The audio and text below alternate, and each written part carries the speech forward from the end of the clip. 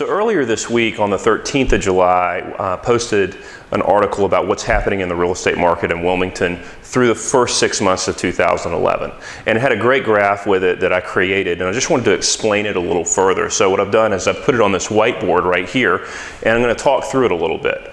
So the first important thing to understand about my market updates is that they're all based on historical appreciation in the United States.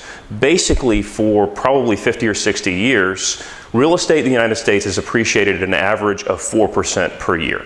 So what I've done is on this graph, I've drawn a black line that roughly represents a 4% curve, and that's the same one that's in the blog post.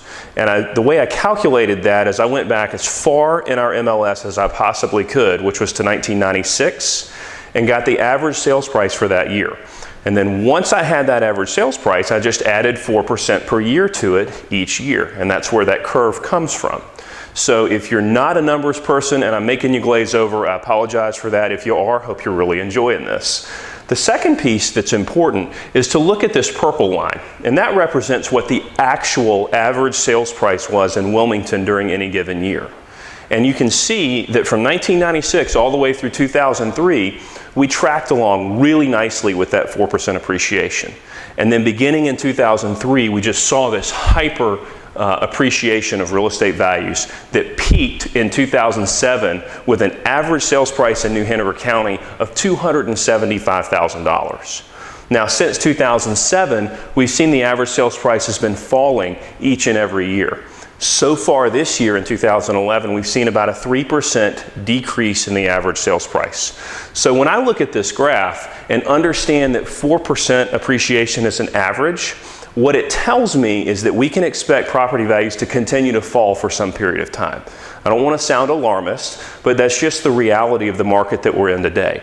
The reason I feel good about saying that is because if you look, the law of averages says that this volume or this amount of area in this little curve right here will have to be equaled out by some amount of area underneath this 4% curve in the future so that we end up with a 4% average. So hopefully this gives you a little bit better understanding of the way the graph was created and what that article is supposed to mean.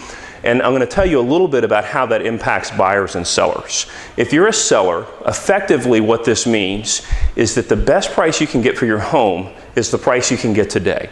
If you're not getting showings, if you're not getting offers, you need to go ahead and reduce the price. And if you're a buyer, what this means is that now is one of the best times in history to buy real estate. Between the falling prices and the low interest rates, it's a great time to buy. But you do need to be planning to hold on to the home for at least 7 years.